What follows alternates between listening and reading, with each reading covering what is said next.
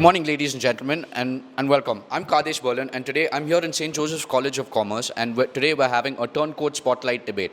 So for those of you who don't know what a turncoat debate is, it's basically a debate in which you choose both sides of the coin. So you're for the topic and you're against the topic at the same time. So before we start this session, we have a worthy panel of students here before us, and I just want to familiarize you with the rules.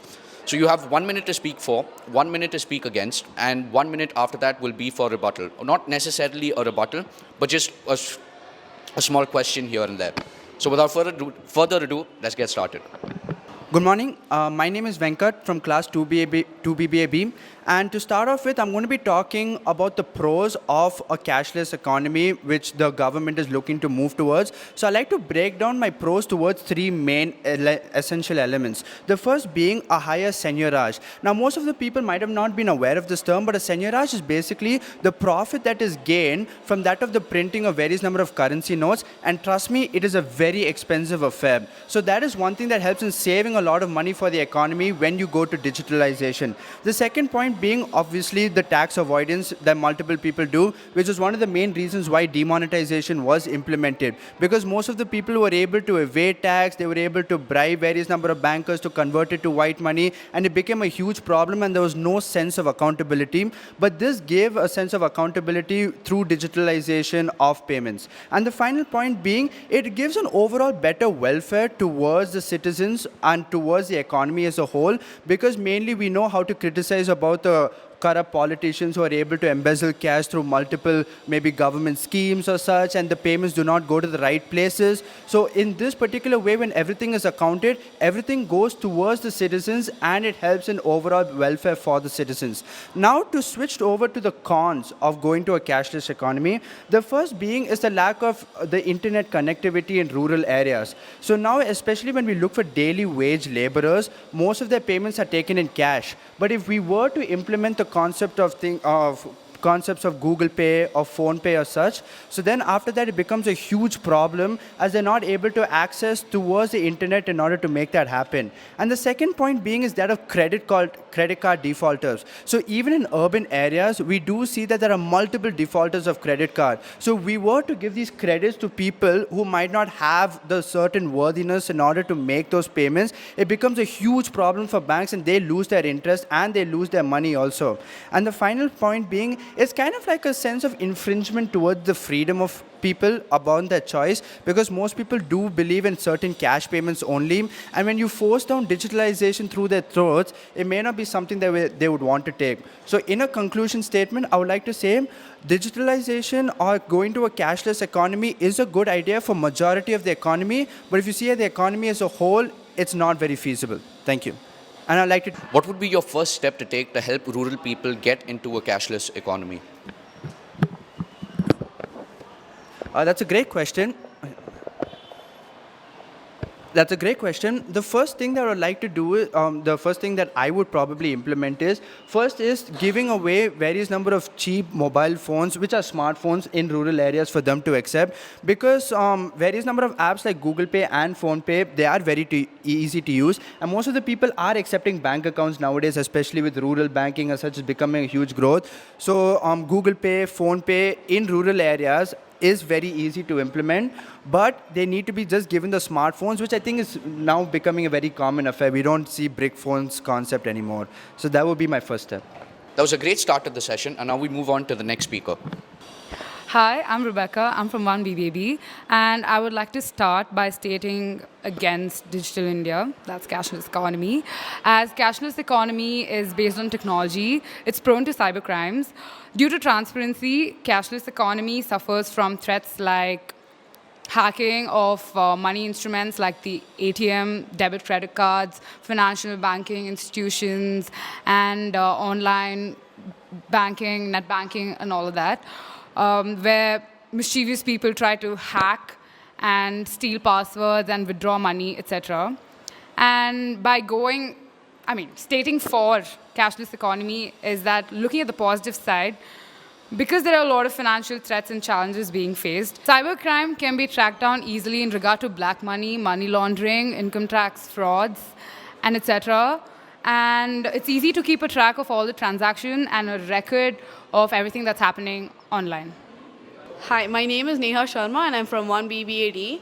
So I would like to start on the topic cashless economy by starting out with the points of talking about the advantages first. So the first thing you can say is that it reduces the crime rate. And when all the transactions take place in banks and stuff, what happens is that you can take a complete record of all the transactions that are taking place. So this reduces corruption, and you can also keep a track in making sure that there's no black money circulating around in the economy. And also, it reduces the cost of the government to actually create money. Now I'd like to go over the disadvantages that take place in a cashless economy. And so basically, if you've noticed, there's taxation that takes place while you're making payments to using online transactions. And the second thing is when the entire economy shifts to a cashless economy, what happens is the banks can set negative rates and there's nothing that the consumers can actually do about it. And not everyone necessarily has a bank account, so it doesn't exactly cater to everyone's needs. So yeah, I'd like to conclude by saying that the government should take necessary steps in order to make sure that everyone can actually shift towards a proper cashless economy. Thank you. So what would you do in helping the economy to move towards a cashless economy? Okay, so the first thing that you can actually do is educate the people. The main problem that exists in the economy is the fact that most people actually don't know exactly how digital transactions take place. So if you can educate all the people in the rural areas, that's the first step that you could actually take. Hi, I'm Anisha from 1BBAD. So I'll be starting off talking against the topic. So when it comes to a cashless economy, not everyone has the knowledge about digital transaction, because most of the digital transaction takes place in urban and semi-urban areas. When it comes to rural areas, people are a little don't have the idea about what's digital transaction, which makes it difficult for the government to move towards a cashless economy. And also, there are many people who are above the age of 50 who are not tech savvy, so it is very difficult for them to understand the whole process and work through with it. It's not very easy to implement it over such a large area where people are not very open towards a cashless economy. Now I will state few points for the topic. So when it comes to cashless economy, there's reduction in maintenance cost, where printing cost and all that, which will help. One way it will help the economy to cover up costs in different ways. And the other way, there is flexibility, which means we can pay money anywhere and any time, and people don't need to carry cash all the time. So I would like to conclude by telling that cashless economy has its own disadvantage and advantage. We need to focus on more on the advantages to help it out. So as we can see from the points being mentioned by our worthy students, that there's a lot to do with the government and its involvement. And without the involvement of the government, then a cashless economy seems like a dream that cannot be achieved unless the government gets involved and tries to make more of an effort to get the rural people to be developed. So with that being said, we move on to the next speaker. Good morning, everyone. My name is Bhavik from 1BBAD, and I'm going to be speaking for the topic. So before I start, I'd like to point out that there is a contradiction in India itself. India is divided into Bharat and India. The Bharat, according to me, is the rural part of India, whereas the India which we talk about is the semi-urban in the urban areas. So I'll just state a few facts before I begin my entire speech. Paytm witnessed 5 million daily usage post-demonetization as against their average transaction of 3 million. It also registered 700% increase in overall traffic and 1,000% growth in the amount of money added on its account in the first 2 days of after demonetization itself. Similarly, Ola Money registered 1,500% increase in its e-wallet. UPI is one a particular initiative that was launched that helps connect all the various payment banks to one particular user-centric place. So speaking about UPI, India was ahead in all of the Asian countries like Singapore and Hong Kong, with more than 140 Indian banks sharing the interface. And the Alphabet, that's the Google's parent company, and Facebook's WhatsApp offering instantaneous payment services in its UPI. India's UPI has taken off. Growing smartphone use and crashing data costs has helped immensely. So now I'm going to be speaking against the topic.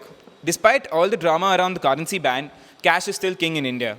After growing fivefold in 5 years, annual per capita digital transactions have reached 22 compared to 34 in Indonesia and 782 in Singapore as of 2017. RBI has also spent 32.1 billion just for printing currencies that are in circulation. Add to it the cost of setting up and maintaining ATMs. Also, paper currency has a shelf life after which it is renewed. It is said that the direct cost of running a cash-based on economy is close to 0.25 of the GDP. A vast country like India has only 2.3 lakh ATMs and 14 lakh point-of-sale terminals. Those are the M-Swipe and various other cash terminals that you get. Countries like Brazil, Australia, France, and the UK have POS terminals 3 to 4 times the size of India. While a cashless India may seem a tad too ambitious at this point, a less cash India is certainly around the corner. I'd like to end my speech with that note. Hi, Bhavik. Nice debate. For the betterment of the audience, could you let us know the source of your facts? I've primarily used RBI's annual reports that come out, while also citing from various NDTV reports and various other documents from the Paytm annual report as well. Okay, hi, I'm Shraddha and I'm from 1BBAB, and I'll be against not technically the idea of cashless economy, but the aspects of cashless economy. So I think most of the Indian economy consists of small retail shops like the ones close to your house where you probably buy your milk packets or where you went to fix your bicycle chains from. These shops don't really have the infrastructure or the literacy to support a cashless economy.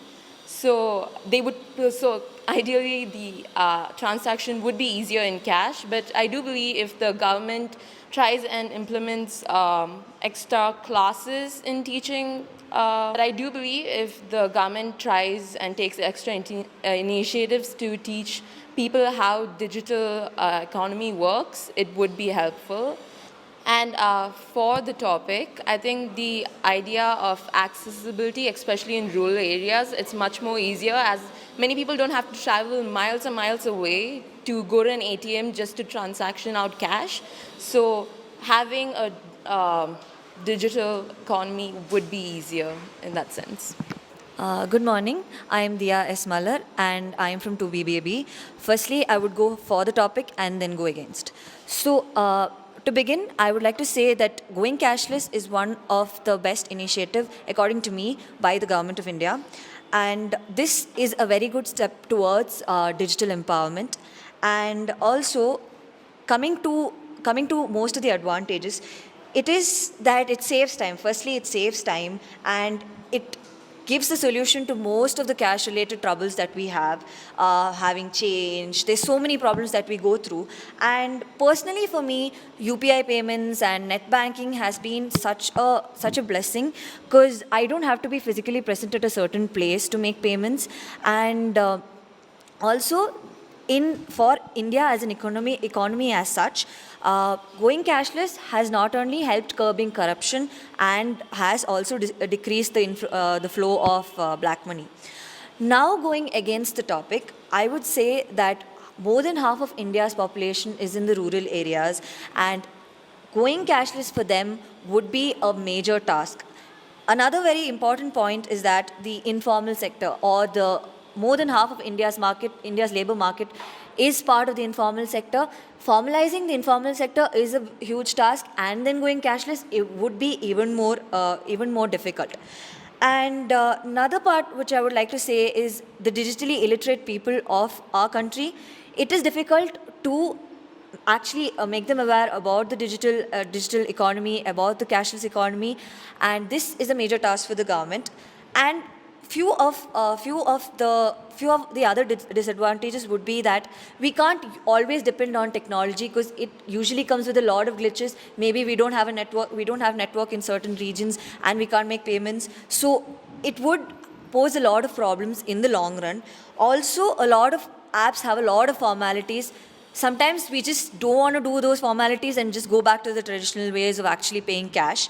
And not all shops have these apps, and not all shops have the option of making payments through these apps. So these are few of the disadvantages which could be overcome. But concluding, I would like to say the advantages do outweigh the disadvantages. Even though there are many disadvantages, I feel in the long run, the advantages would be more than the disadvantages. So I feel cashless economy is a very good step.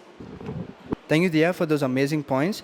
Just one question that has come to my mind is, do you think that the initiative of the government to go to a cashless economy will create a higher disparity between the rich and the poor, or will it help in curbing that gap?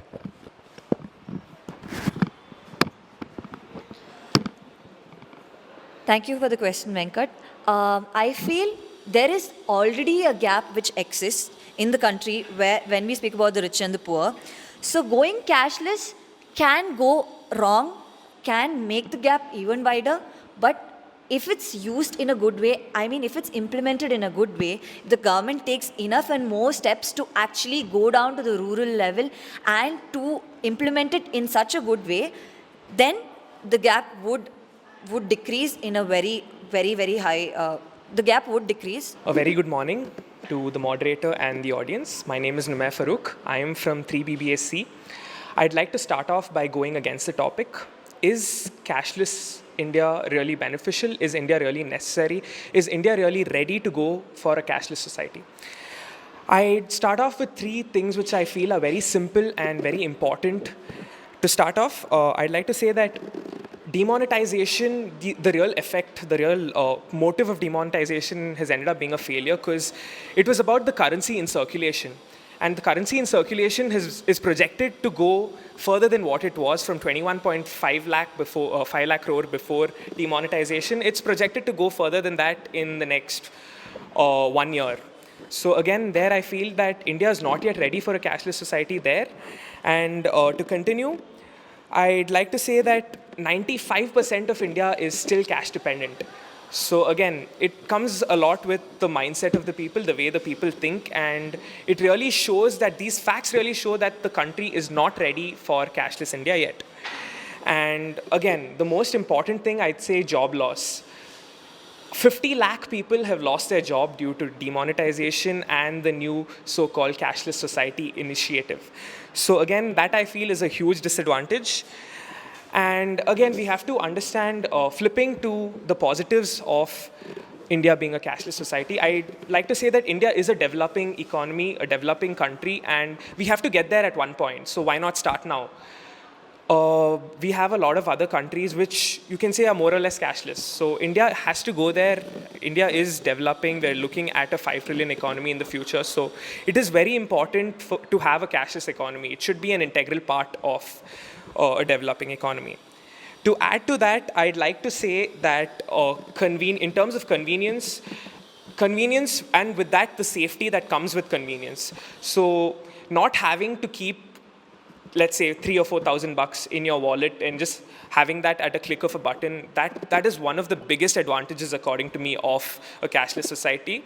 And again, it makes sure that you're safe from so many things. Even if someone wants to do something with your phone, they still have to go through a lot of pins and, security keys, which ensures that your cash, even if it's with you in your phone, it is very safe.